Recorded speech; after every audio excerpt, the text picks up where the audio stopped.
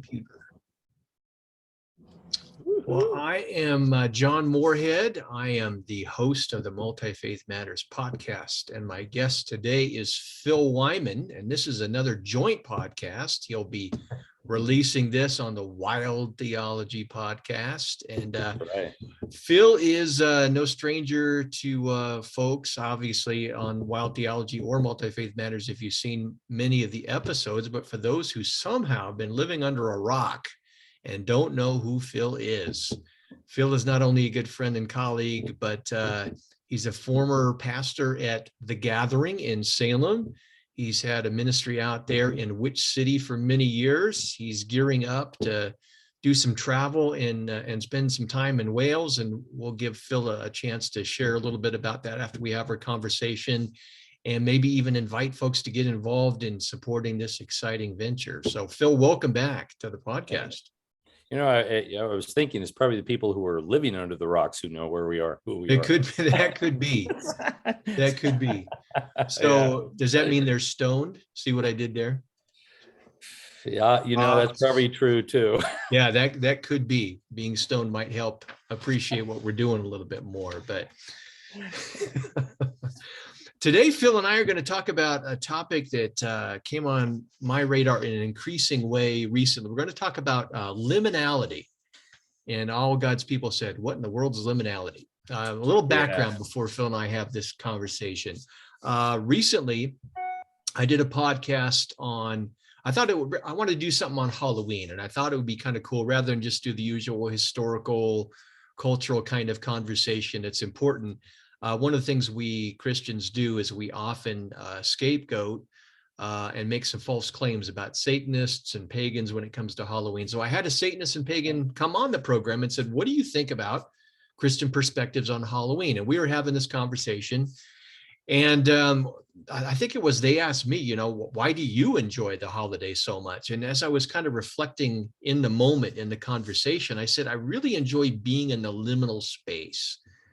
And perhaps even more so, and we'll get to this question as we have the conversation, I think I might even enjoy the liminal space more than the home turf, if you will. And the more I thought about that after the podcast, I thought, man, there's a conversation and a topic in that on its own, you know, just talking about liminality. And so I've been thinking about it ever since, but to kind of help the listener and the viewer who doesn't know what liminality is, let's define it terms as we get started. Basically, liminality comes from the Latin term limen, and it means edge or threshold. And it's a metaphor of a doorstep. You're leaving the home space and you're going out into something else. It's that in-between space. And scholars have been talking about this for a number of years. I looked at it a little bit, although I wanted to move beyond it with my Burning Man thesis. Some of the early work, I'm hoping I'm pronouncing this name right, Arnold van Gennep or something like that. And Victor Turner picked up on this. And the way they discussed it was this journey of the preliminal. You move into the liminal space, and then you re-aggregate back into the tribe. They were looking at tribal kinds of perspectives. Another way of looking or talking about it, conceptualizing it, is moving into anti-structure. You're in a structured kind of safe place. And when you cross the threshold, you get into anti-structure, and then it transforms you. And then you go back into where you were before, having gained something, some kind of transformation through the process. And scholars have been talking about that for some time. So you and I are going to talk about the liminal space. And I think this has application to not only the spaces you and I are in, multi-faith festivals, but how we conceive of church and mission and all kinds of things. As I talk about liminality, do you want to add anything to definitions or conceptions or anything like that? Yeah. So with it being sourced in anthropology, you know, its definition being developed in anthropology,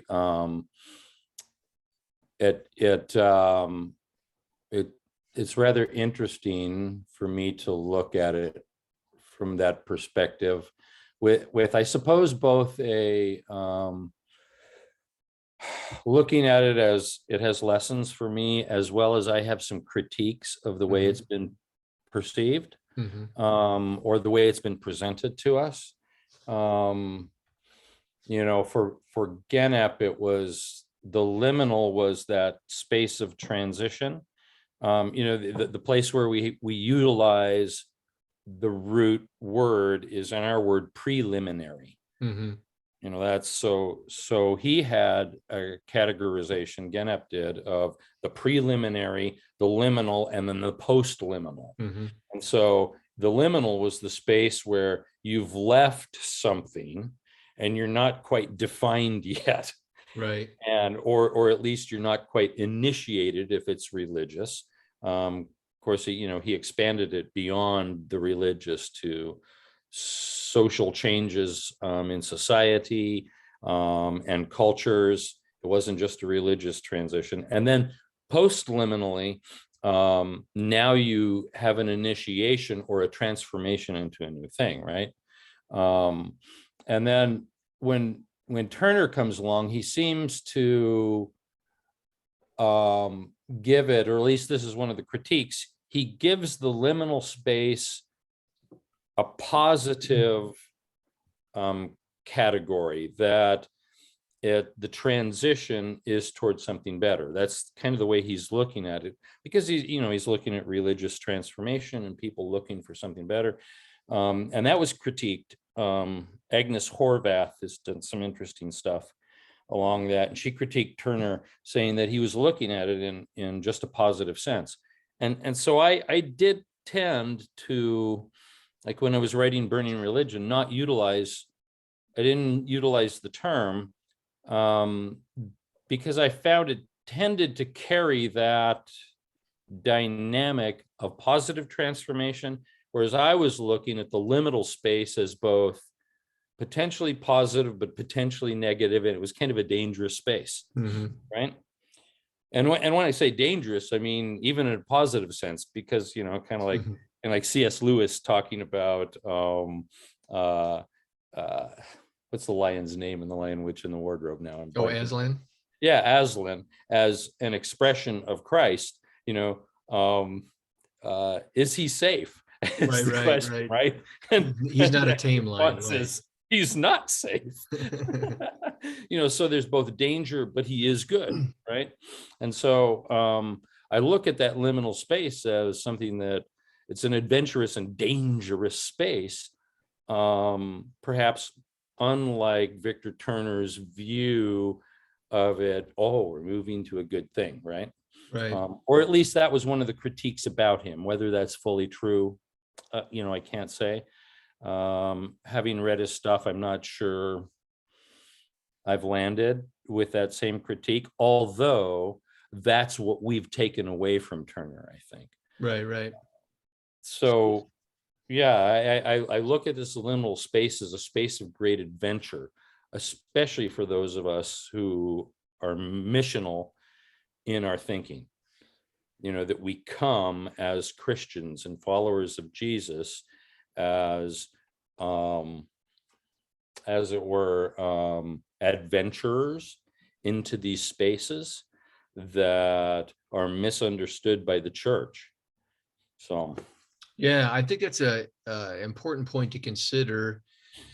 And I suppose it depends upon what you take away from it, what the transformation ends up being, right? There is a level of danger when you call it anti-structure, right? It's upending things that you're used to. It's changing things, maybe even inverting.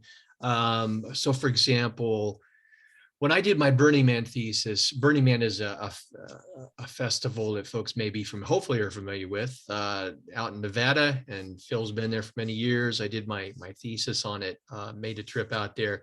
And a lot of the scholars early on, when I wrote this years ago, that was kind of the paradigm they were looking at, that this involves liminality. People go out there, they leave the mundane, they experience this transformation, and then they go back to their daily lives.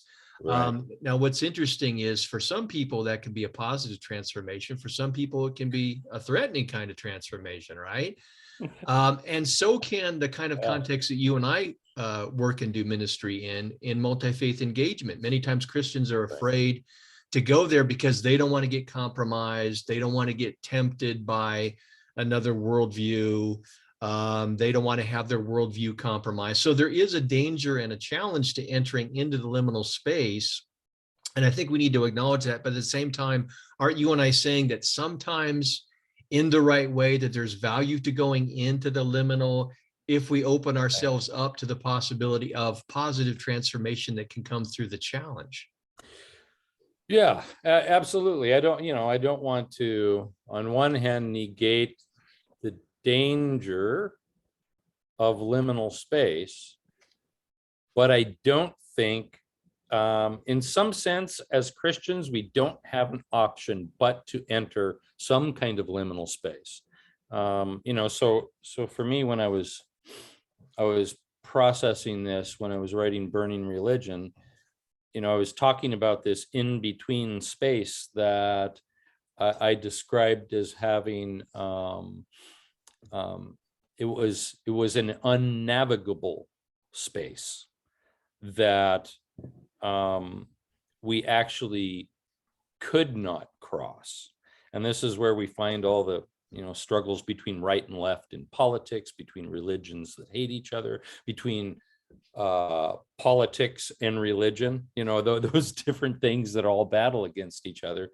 And I purposely used the terminology unnavigable space because I think that it cannot be gapped, but because I think, much like, somebody in scriptures, what is the impossible is possible with God, right? So if I say that space is possible humanly to traverse, in some sense, I've said that salvation is a natural rather than a supernatural thing, right? And I think that's what we're left with in a missional context, in crossing over without necessarily becoming the other, much the way that Christ crosses over with God to bring us into relationship with God. Yes, he becomes human, but does he become sinner? No.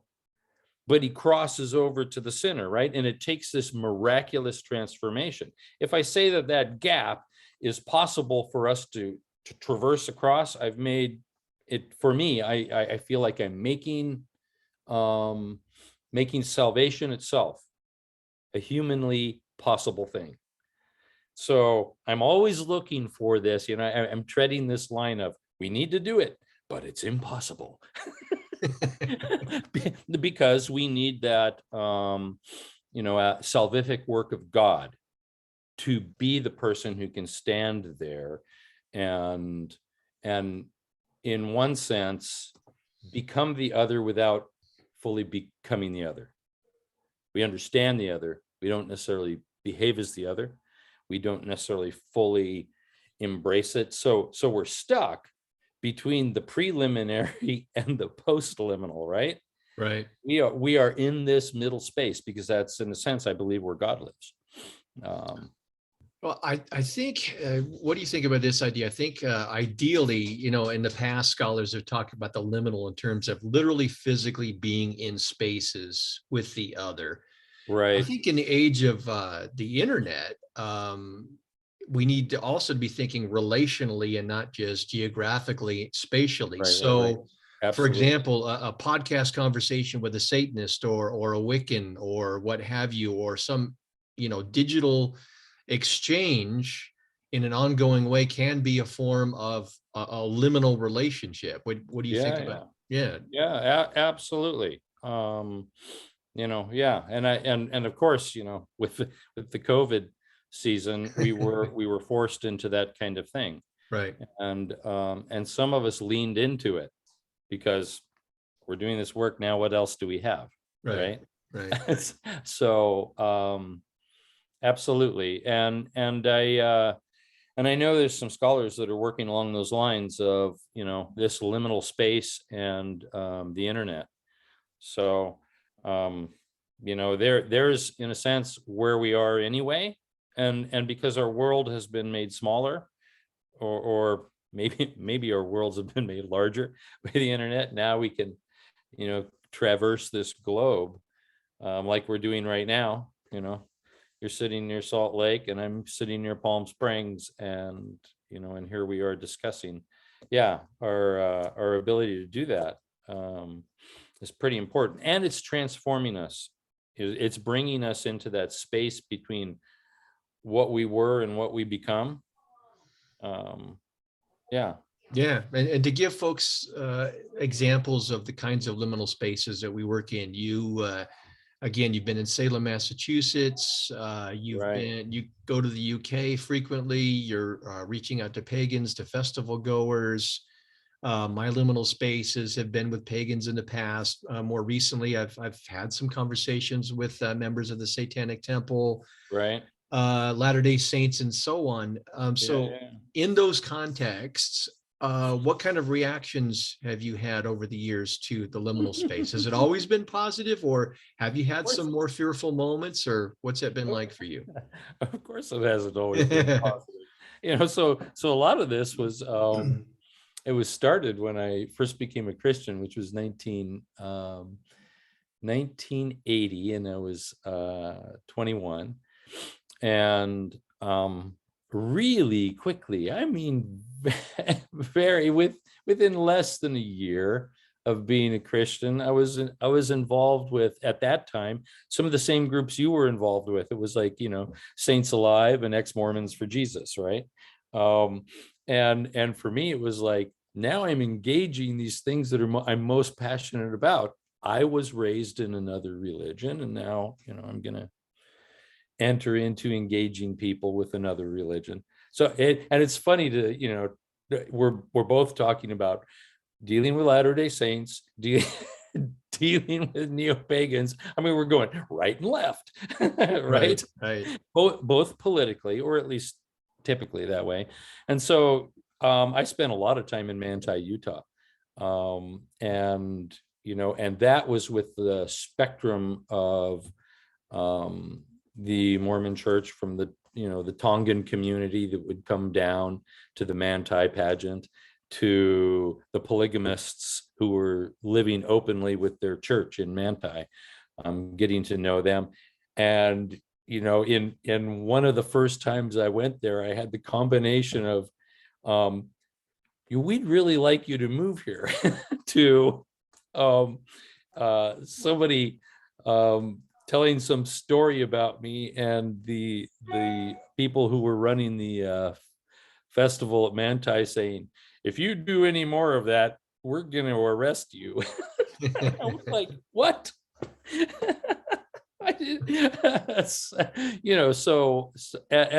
So I saw that, but then, obviously, when beginning to engage neo-paganism in my transition from, pastoring a church in Carlsbad, California, and then going to Salem in 1999, I started by studying neo-paganism, kind of from anthropological missiology, and writing a paper about it and getting to know the people. And of course, there were a lot of Christians saying, how can you be a Christian if you're befriending that group of people?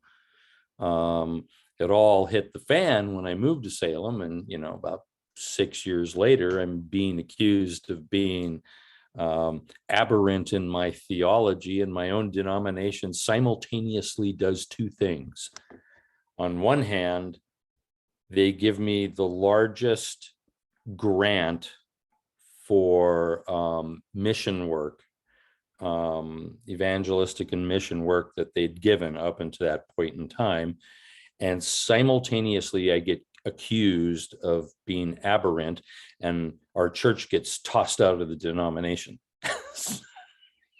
So both things are happening. The right and the left hand in the church, in a sense, don't know what they're doing there, right? They're not communicating with one another, and it becomes too hot to handle.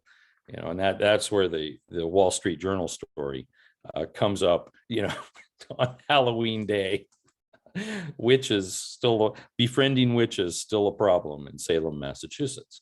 So yeah, I've seen both the side where people, they get it and they say, wow, I want to be a part of something like this, and the side where people say this is dangerous and that must mean you're dangerous too, and if you're dangerous you must not really be a Christian. So I've had people from my own denomination literally hold up the finger like this, as though to ward me off like I'm a vampire. Yeah, well, I was going to ask this question a little bit later, but that your response there is a natural, entry point to it. I've often wondered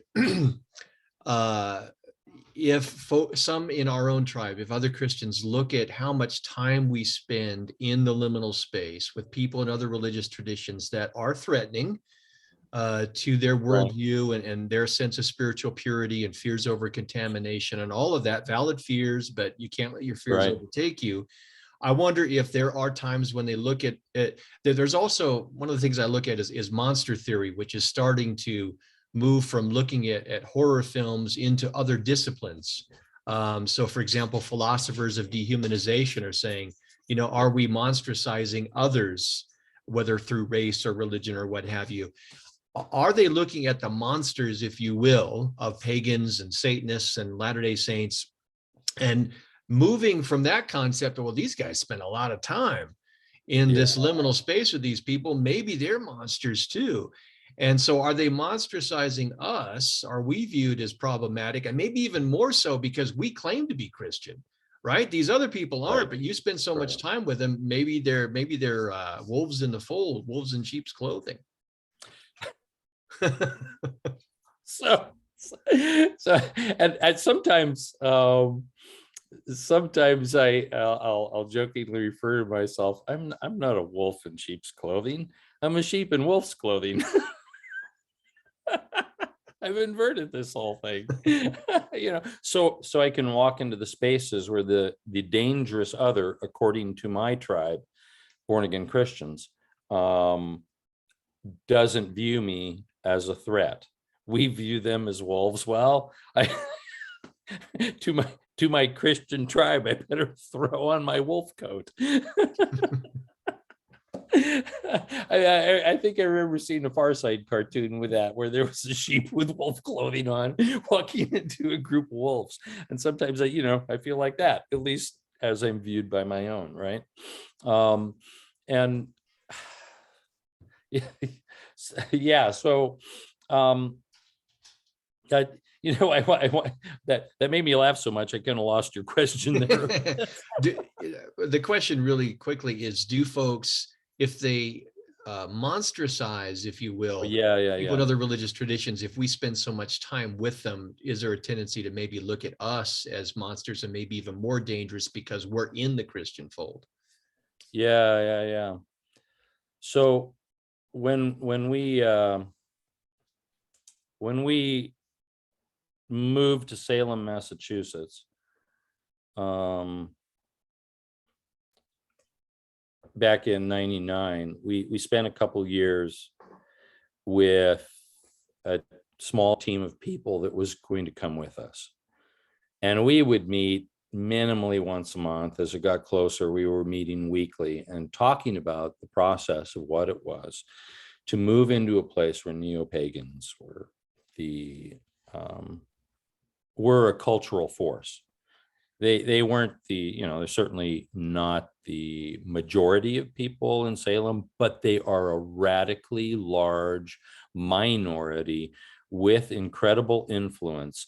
And the largesse of their minority group, maybe you look at 5 to 10% of the people in Salem identifying as witches or neo-pagans in some way, but that is, depending on statistics that they look at, it's almost 1,000 times larger than your average city in the United States, right? Right. Now, I think those numbers are beginning to change, obviously, because it's such a fast-growing movement, but it's huge. So we would talk about it, and I made the statement that we're probably going to run into trouble for trying to befriend the pagan community.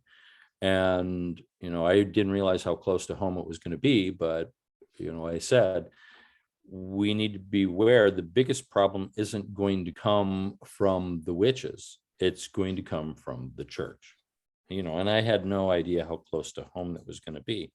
And, this monsterizing, monstrous, whatever the terminology is, is that's obviously something that we've done to the other, right? Mm-hmm. If we perceive them as dangerous, then obviously we've turned them into a monster. And to some degree, when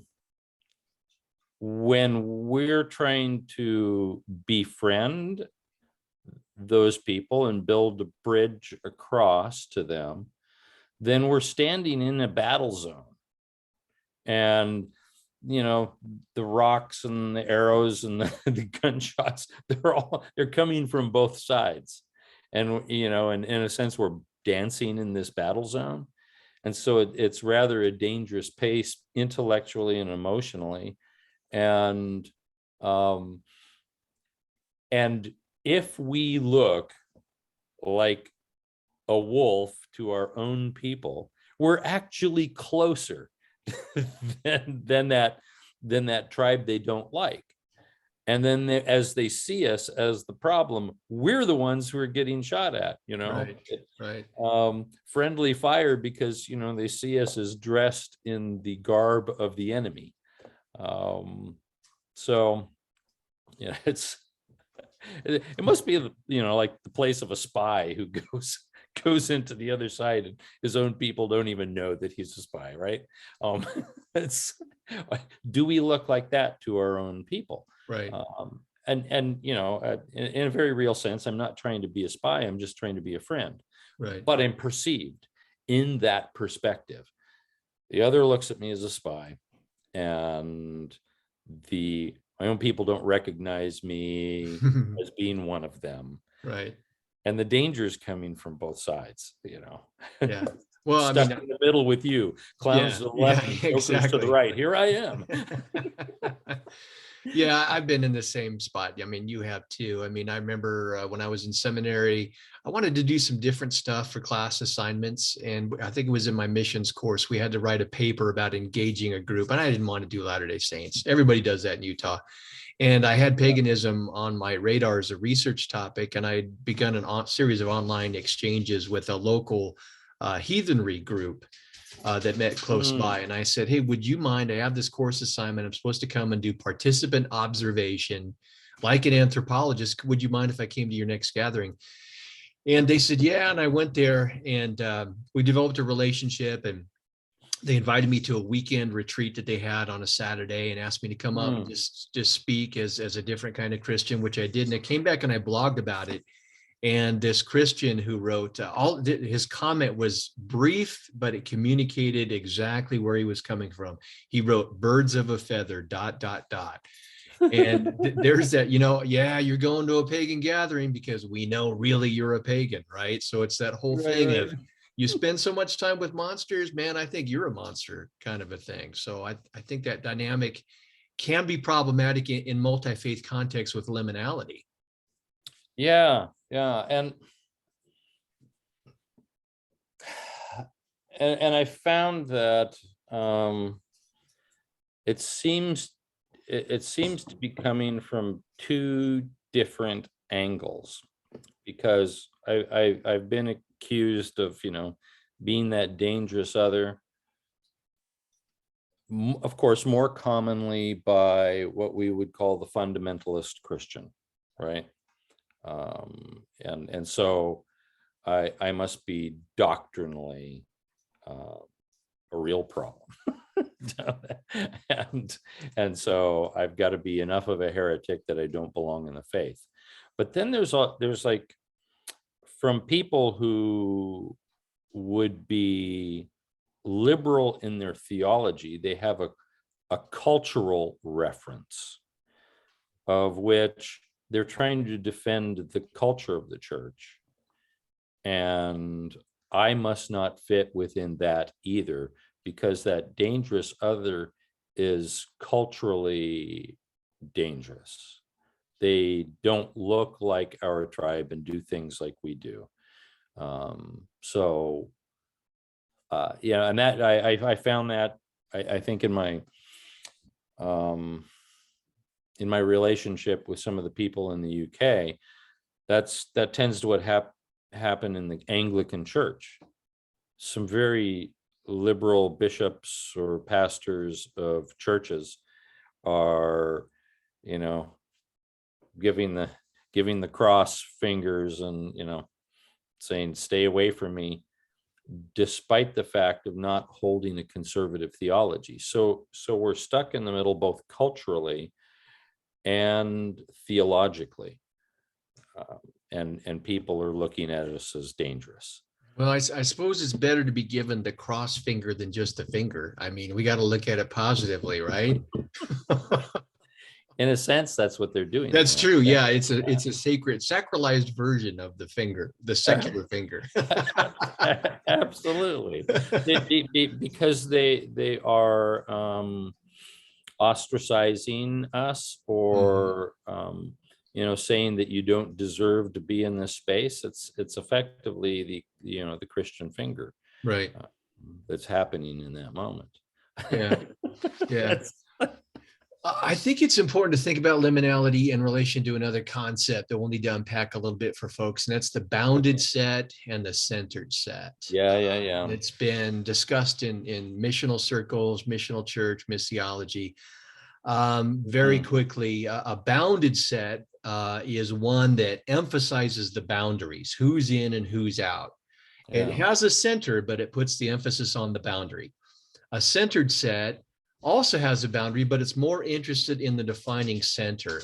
So in application to what we're doing, thinking about it in terms of church and mission and conversations and relations with the other, I think many Christians and many churches are pursuing a bounded set. They're concerned about it's us and them, they're on the outside, and we want to make sure we got a very strong boundary that we have to constantly reinforce.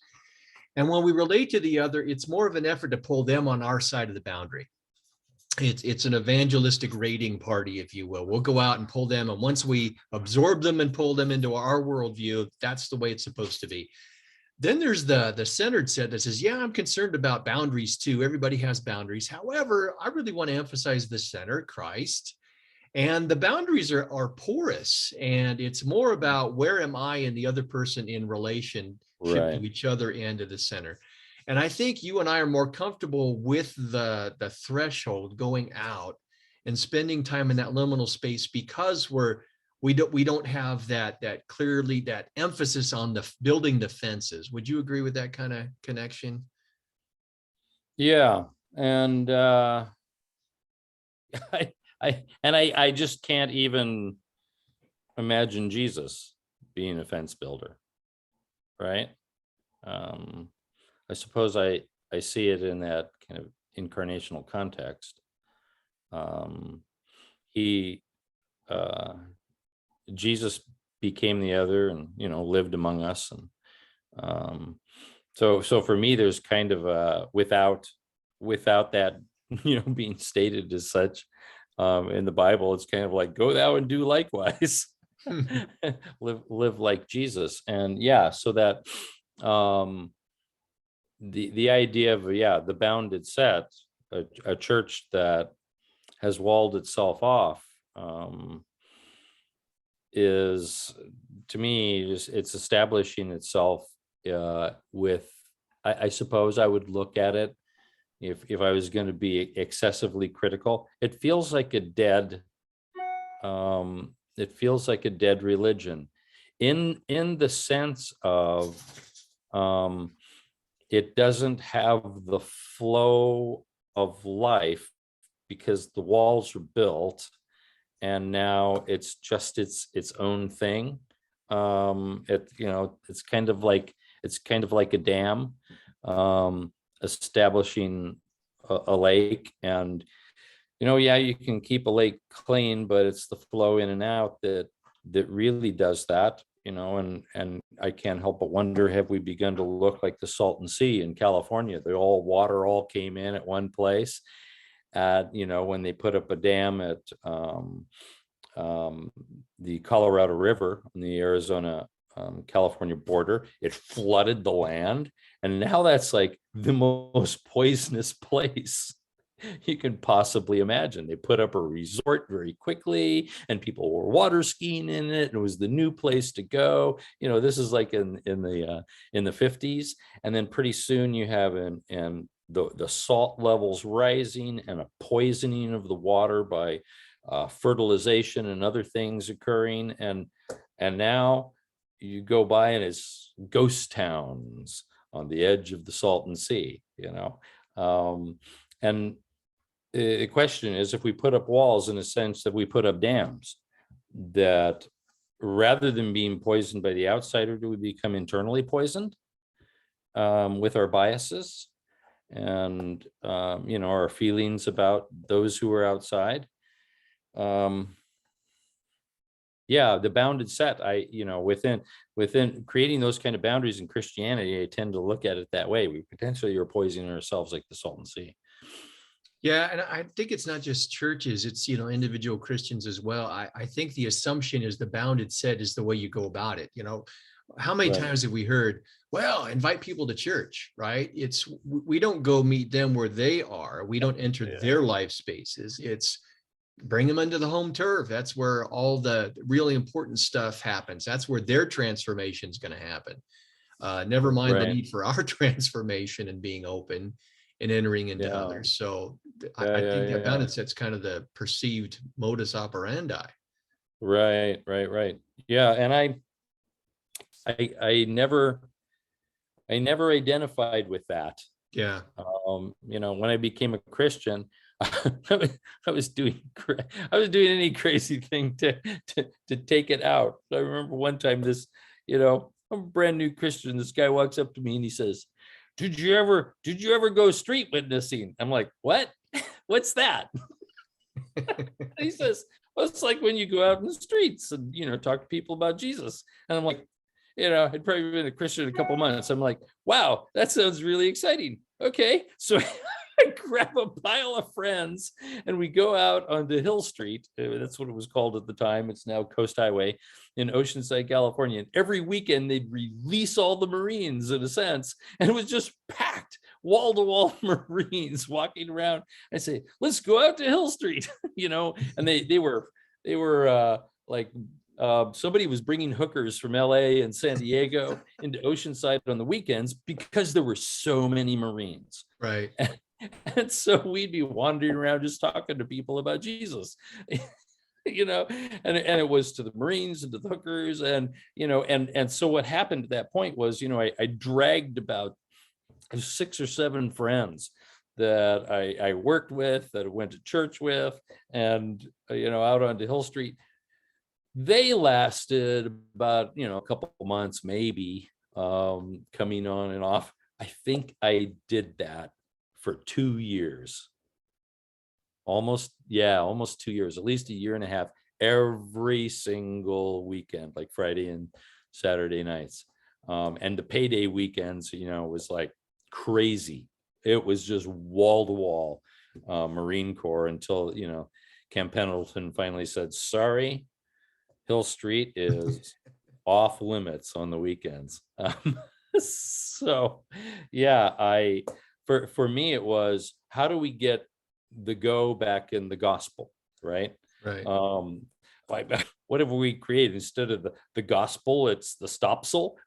It's, we're inside here, stay in your walls, we're so I wanted to go back in. So any time I could go, and so that's where I ended up at Manti and hanging out with Mormons and hanging out with people at the Self-Realization Fellowship and Encinitas.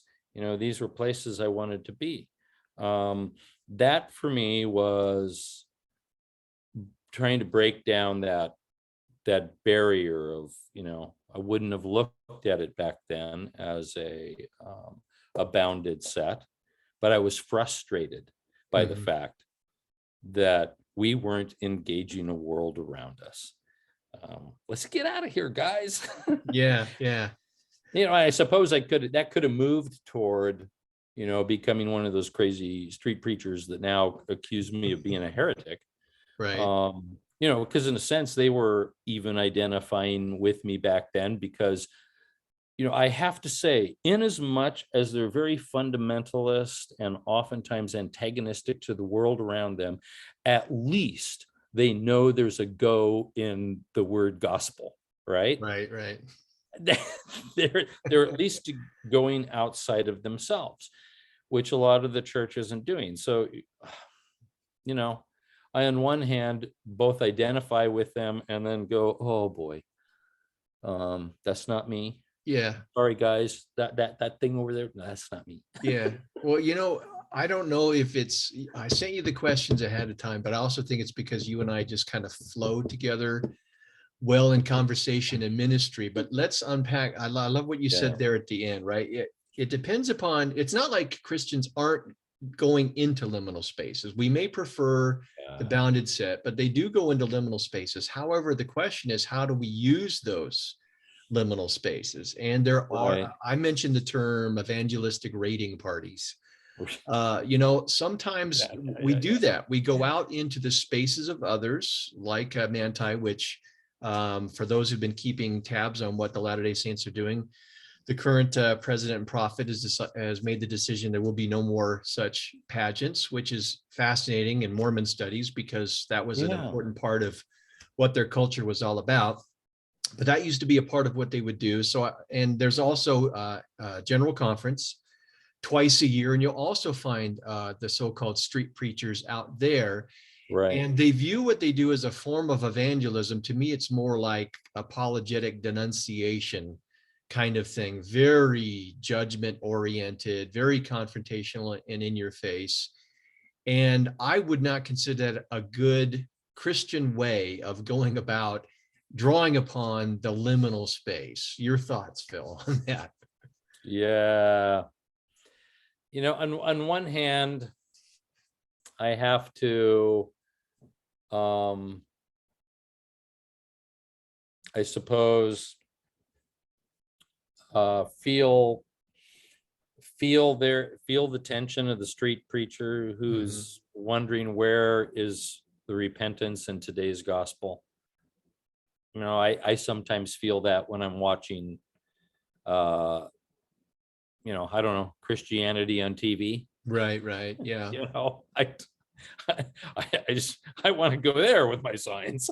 Right. Repent, you sinners. I want to speak to it and say, boy, is this the Jesus that we should be promoting?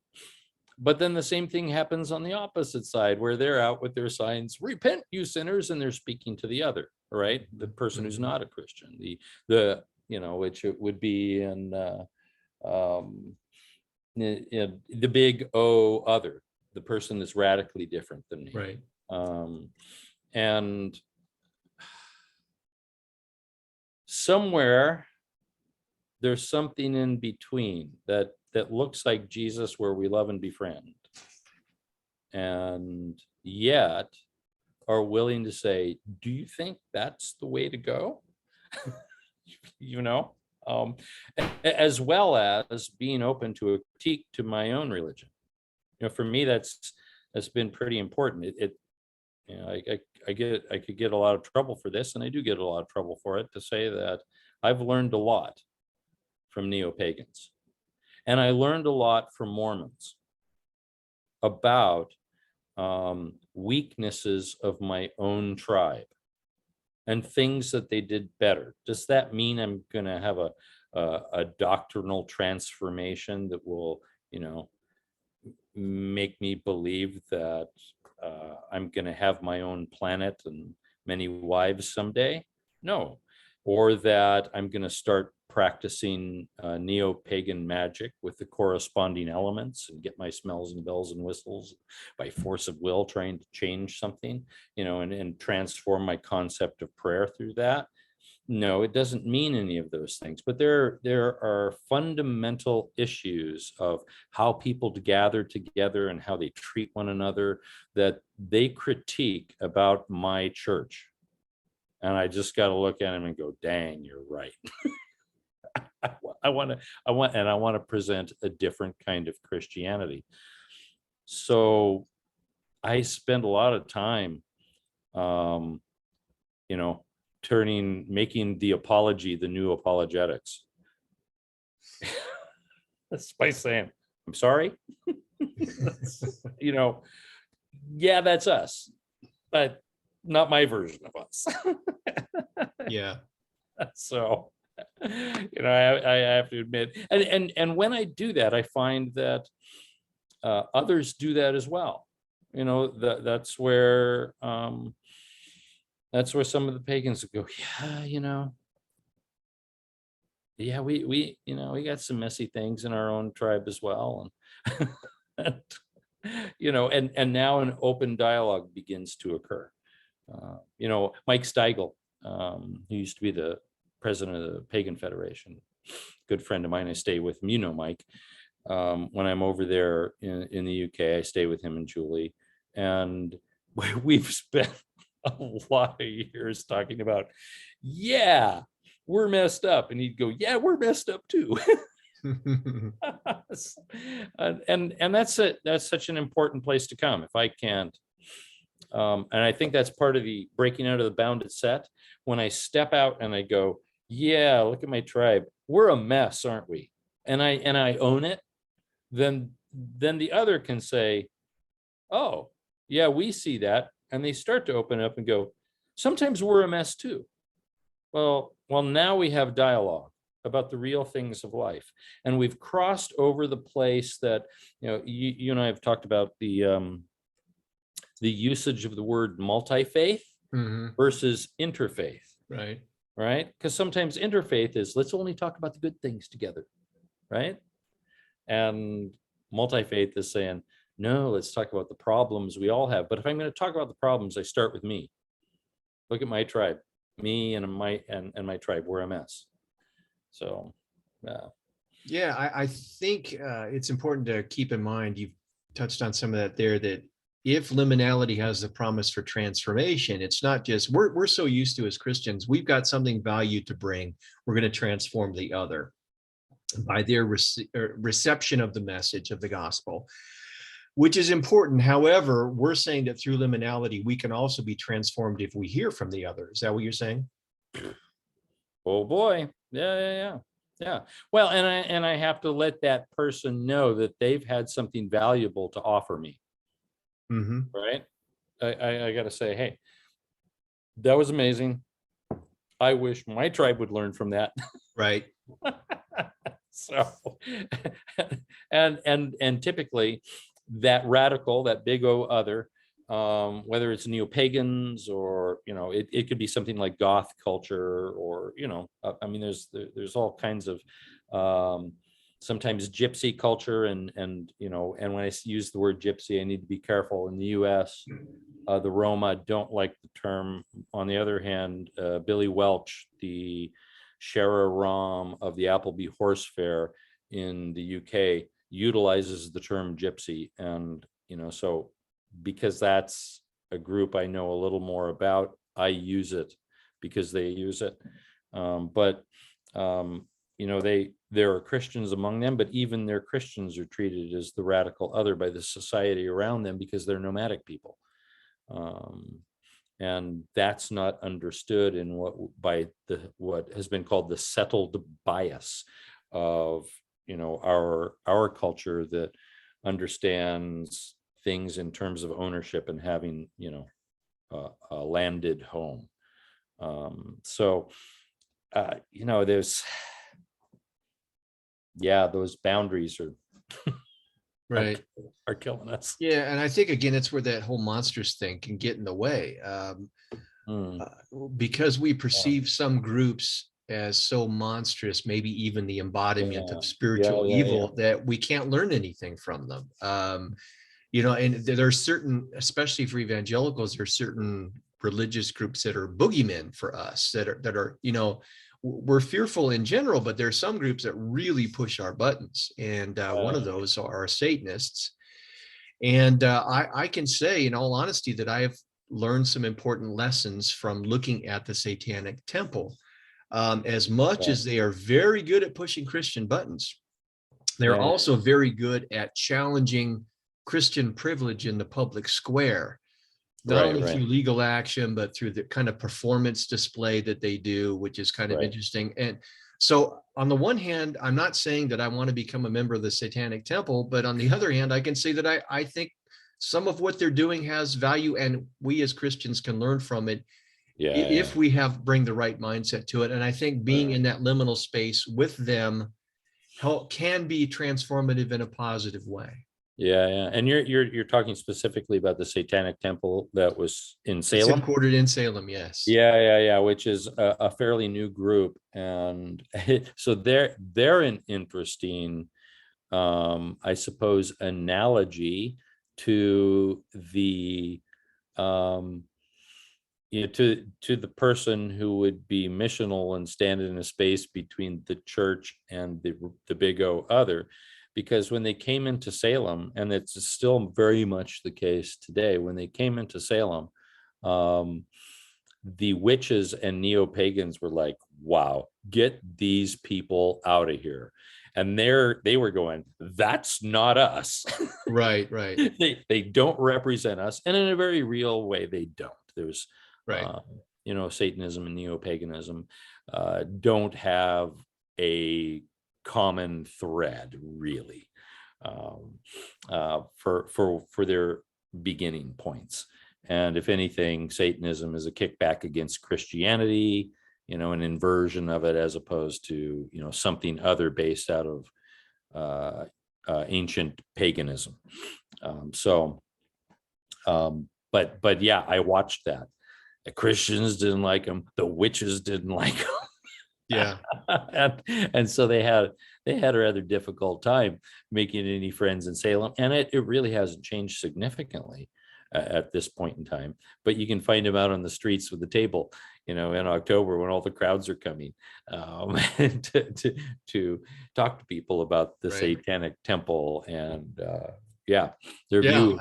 It's complex dynamics. I mean, I recently had a conversation before we recorded the podcast with a witch friend of mine, and she was describing, she appreciates the work that I've done with that group, but she said, there was a tension there with the pagan community, and I get it. I understand. You're trying to establish your own identity and dispel stereotypes, and then somebody comes in that just problematizes all of that and creates more problems.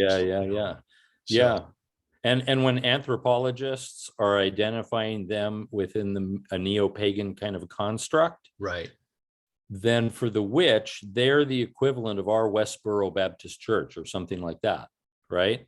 Or maybe our Jim Jones. That's kind of how they look at it. Right. Oh, that's Christian. That's pagan. It's kind of like we go. People say that's Christian, and we go, wait. For folks who want to pursue more, Joseph Laycock's got a great book, Speak of the Devil, I think, if I remember correctly. Is a great little book that I would encourage. In fact, I had an interview with Joe where we covered a whole range of the interesting topics that he covers, but that's another podcast. But let's try and make some application here for listeners and viewers. We've got an American church that is struggling with its credibility and its identity, even though many times it doesn't recognize it yet. I just wonder what it's going to take for pastors and denominations to realize that it's not just we're being picked on, that we've got some serious problems. What kinds of things would you like to see the American church do with liminality? The church itself, maybe mission organizations, what kinds of remedy and positive aspects can appropriate uses of liminality provide for the church? Tough one. That's huge. One. Just a few thoughts. Well, so in some sense, there's a number of us who've been coming to Salem, for now it's 20 something years, engaging on the streets during Halloween. the numbers were very small in the beginning, and toward the end of my time living there, because I've been nomadic for about 4 or 5 years now, and toward the time of living there and having a spot where we could do outreach, and we were running a live stage with live music every weekend, sometimes giving away hot cocoa. One year it was like 10,000 cups of it over the course of the month. And it was our invitation for people to hang out at this party. Then we'd have these spiritual encounters that were based out of a missional construction. It was basically saying, come meet us and let's talk about spirituality.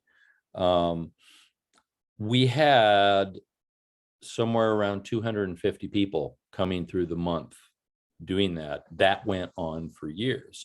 So there literally were thousands who learned to engage that space. And then there were groups that started doing, some of these groups began doing other festivals and started going to those places to engage similar things. The church needs those, churches. When I say the church, evangelicalism needs to get a little, get a little bolder and allow the people who think like that. And there's some people that are comfortable in those spaces. Let them go be comfortable in those spaces and engage festivals and people from other religions. And the church, then if you allow them to do it, you can then highlight it and say, here's what's going on, some interesting stuff, where we're thinking of our evangelism in a different context. And I do think also there needs to be maybe a theological reframing of our word evangelism. I personally don't think that I can convert anybody. A true conversion is an interaction between the individual and God. And I can talk about my religion and my life and hear about their religion and their life, and we can, identify similarities and contrasts, and make friends with one another and hang out. But if there's any gonna be any real transformation, I'm just not your let's have an altar call kind of guy, because in this altar call, you're gonna say, yes, I need Jesus, and that's gonna be the moment you're transformed. I can't guarantee by that outward action that anything is going to happen. And the altar call is, really a brand new thing in culture. It's maybe 100 years old in the way that we understand it. The altar call is Finney didn't really do it. We give him we give him credit for having started it. Anything that looked like it probably started it before with, Francis Asbury and the Methodist Circuit Riders, but it didn't look like that. And a person was asked to kind of work out their salvation with fear and trembling. Get on your knees and have it out with God, right? As opposed to say this formulaic prayer and now you're going to be a Christian. So I don't look at myself as providing that kind of thing. Instead, we're talking about life.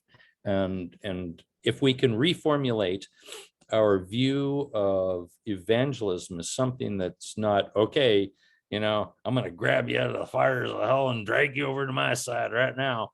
But rather, we're just going to talk about life, and you and I are going to walk together through it to discover truth and be open along the way to recognize my own blind spots that they might be able to point out. I think if we can reformulate that, then there's a hope that more Christians can learn how to, walk in this liminal space. And some of that then means, for me, it's, I'm going to go there, come with me. So I did have some discussions with the with some people in the UK about this very thing, and they were asking, boy, would you be willing to train our people to go to these places you go, to the festivals? And the festivals include things like the Fairy Festival, which is a primarily the pagan event, philosophy festival that is another other Mhm. that includes a lot of atheists and Right. scientists, and Czech anarchists, and I mean there's these different other groups, the UK gypsies. I want to say, come with me and learn with me, and in a sense, be afraid along the way. We had to go through that, right? Right. Oh yeah. Yeah. I mean, weren't there times you're going, what the heck am I doing? Yeah, I resonate with all those sentiments. I think if I were to add to it, I would just hope that the church can learn to be more comfortable with the liminal space as an important part of its central DNA, and not just, we're about to worship, we come here, and oh yeah, we also have a missions department, we support that, we support good works in the community, we have a food pantry. Great stuff, I'm not minimizing that, but it's almost like it's an addendum, it's an add-on. It's not a central part of what defines the church. And I think the church needs to be out there constantly doing the things, being Christ to the world, and not just, and I think those things themselves are an act of worship. It's not just corporate worship with sermons and hymns, and you know what I'm saying? So it's an expanded concept of worship through liminality, through service, humility. Am I nuts here? Oh, I love that. I absolutely love that. And for me, it's almost unfathomable to think that we don't understand that, because early on in the development of evangelicalism, we were the monstrosized other, right? Our own people, the church, as we're saying, hey, we're not sure that we've got it right, and so we want to do it in a new way. We were monstrosized by the other. And then when Pentecostalism came along, 1901, Agnes Osmond speaking in tongues, and the breakout of the Azusa Street revival with the one-eyed black preacher from LA who created this, didn't create it, just kind of happened. He was like, what is going on? And people of all races and societal subgroups were coming into this crazy thing that was happening, and it was monstrosized both by the press and by other Christians. G. Campbell Morgan made a statement about the Pentecostal movement. He called it the last vomit of Satan upon the earth, during the end times. Wow. So we have been there as that, which to me would say, why don't we, if we could remember that in our own history, we would probably identify with the outsider and be able to hang out with them in peaceful and in an identifying way, rather than an oppositional, identificational engagement with the person who's not a Christian. Right. Well, let me get your reaction on one last thing on liminality, and before we talk about close with you telling folks about what you got coming up. I found this book, for those of you who are watching via the YouTube channel here, came up this year. It's titled Crossing Thresholds, A Practical Theology of Liminality. And it's got multiple contributors. Most of them are from the UK. And I think these are folks we're going to have to try and connect with. But there's one point in the book where they quote Timothy Carson when he says this: liminal reality can offer people of faith, and especially those in leadership positions, a hermeneutical key and a pastoral method. Your reaction? Yeah. So when I wrote Burning Religion, when that came out 2015, I'd been working a number of years on that terminology that I use, wild theology. And I suppose I really was talking about, to a great degree, liminality, although not utilizing that terminology, because as I'm developing this wild theology, and that was the first of kind of a trilogy of books I want to put out on the subject. I was looking at developing my theology as, I suppose I would look at it in this way. A good way to describe it is,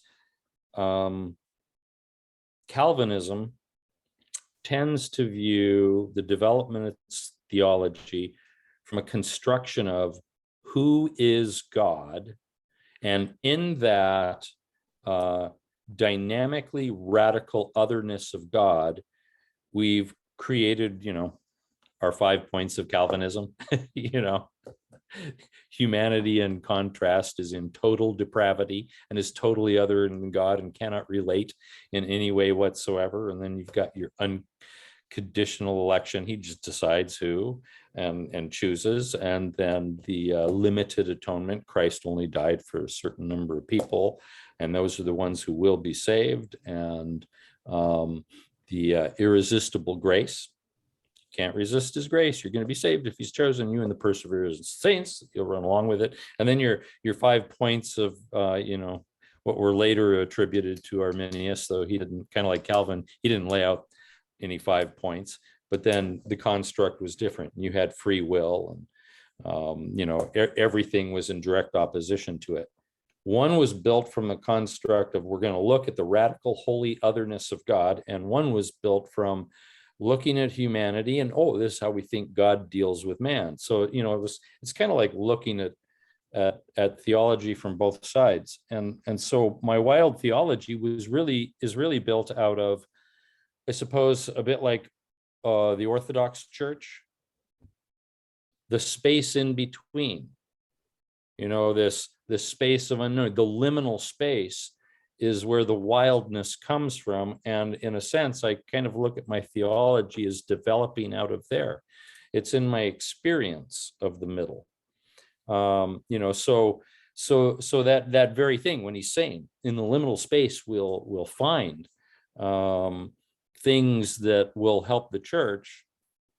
Boy, I really identify with that. I'm developing my own theology out of liminal spaces, out of that impossible place, and in a sense, out of the mysteries, both of God and of the other person, right? So that's great. Yeah. Yes. Well, and for my part, that idea about being a hermeneutical key.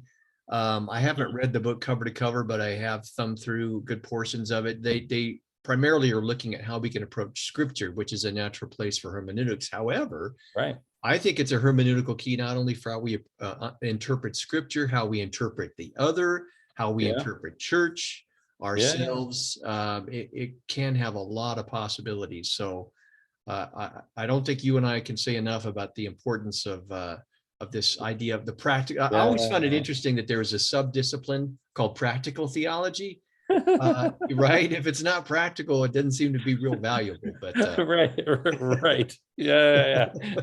Excuse me. That's right. We've got this good other theology over here, and then we got the practical stuff we'll do on the side. Right. Yeah. To me, it's also kind of like, and anthropological missiology is what? It's not what? It's not naturally a part of missiology. Excuse me. That's right. Well, I will include a link to this book here, Crossing Thresholds, for folks who want to pursue it. Yeah. I think I'm going to reach out to the contributors just to let them know. See what happens. I was looking at names and thinking I need to reach out to them as well. Yeah. So you and I, great conversation on liminality. I want folks to hopefully connect the dots and think about it, whatever ministry context they're in. But I want to use the last few moments of our conversation. Tell folks about what you're doing with your trip to Wales and how they can get involved in that. Okay. Yeah. So I've got a couple things going on right now. I remember sending you about 2 years ago. Hey, I'm writing this book, Love Big or Go Home, which is, kind of based in how do we traverse interaction with subcultures, and particularly this was dealing with nomadic subculture and saying that the gospel itself is nomadic, so we ought to understand it. And then COVID came, and it's like, okay, nobody's going to be traveling. I don't think I'll publish this book. So I've gone back to it now, and I'm re-looking at it with some new academic stuff that's come out, as well as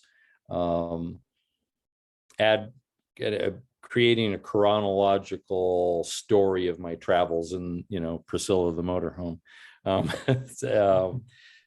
through the chapters. So that was complete 2 years ago. Now, in a sense, is being recompleted with a little bit of stuff that's happened since then. And then, so I'm on the cusp right here of moving to Wales. I'm here in California, in a sense, to say goodbye to family. Hey, I'm leaving you, leaving the country. I know I went 3,000 miles 20 years ago. I'm going another 3,000 miles, and it's really it's another cultural jump, because the plan is to move to Carnarvon, North Wales, where 90+% of the population speaks Welsh and Manun Siarad Cymraeg. And so moving there, I have to move from being a proficient learner of Welsh to somehow getting to the kind of fluency that is comfortable with the person who's a native born Welsh speaker and maybe didn't speak English until they were 7, 9 years old. And that area of North Wales has a lot of that. I'm talking with the Baptist Union of Wales, and they have this particular group. I'm dealing with Welsh language churches across Wales. In the second year that I'm there, I'm hoping to do something similar to my nomadic travels with Priscilla the motorhome across the United States. I'm planning on taking a year. Actually, I want to do a year in a day. So I start on the same day and end on the same day, right? And begin a walk across Wales from village to village, staying with the people, walking with groups every day, doing historical things, having debates and discussions about things along the way. I'll have my guitar over my back and do some pub gigs and things like that. But I'll spend the entire year walking around Wales and not speaking anything but Welsh for that year. Kind of make my promise. And this is based out of the whole the title, the Prince of Wales.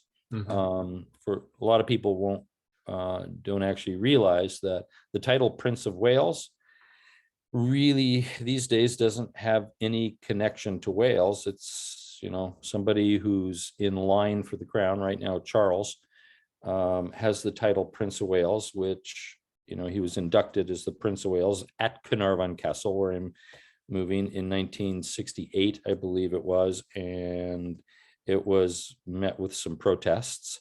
In fact, the government was kind of afraid that to do it there initially, because the protests were enough. They thought there might be violence for the people who would like to see an independent Wales, which today it's a growing number of people. But that title Prince of Wales belongs to the crown, and the person is not Welsh at all. So I'm looking at moving into that culture that is an other group of people by the British, the government, by Westminster. So I'll be learning to work in Welsh and speak in Welsh and sing in Welsh and all of that stuff. I've been taking the last probably about 15 years, spending a lot of time there. I'm not stepping into a place I'm unfamiliar. They know me, I know them. We've got good relationships, and I'm so excited about it right now. I do have a Patreon page, Patreon and Phil Wyman. Shoot at me a link afterwards and patreon.com. I'll include it in the program notes. Yeah. And then from my book, Burning Religion, I have a burningreligion.com website where I also, because this is, going to be an ongoing dialogue of kind of crossing boundaries, like Burning Religion, the book was about. I blog there about some of these things as well. So awesome. Well, again, we'll include links to that in the program notes as we set this up. This great conversation here that you'll find at both MultiFaith Matters and the Wild Theology Podcast. I mean, it's been great, man. It's always fun to have conversation with you. Oh man, I sure enjoy it. Yeah.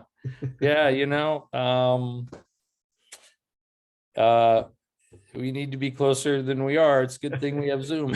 That's true. Yeah, especially when you start that year-long tour, to keep a computer on your back along with your guitar. Yeah, and a drone. Yeah, there you go. That'd be awesome. I mean, there's some plans for that kind of thing. And I actually have a few friends who are filmmakers who have been talking to me about, okay, we want to follow you on some of this journey. And, and that's kind of like an area of potential prayer. If somebody wants to pray for this, that, right resources would be reached. So it would be something people in Wales could follow around too, whether, on some kind of media. So, yeah. Nice. Well, let me wrap up this recording, man. And you and I have a few parting words. Again, my guest, Phil Wyman of Wild Theology and so many other things. Look in the program notes. Click on it to find out what he's doing. Lend your support as he prepares for this transition. And my thanks to everybody who's listening and watching on whatever venue you happen to be. I'm John Morehead again with not with the Wild Theology. That's Phil Wyman. This is MultiFaith Matters. Thanks for watching and listening.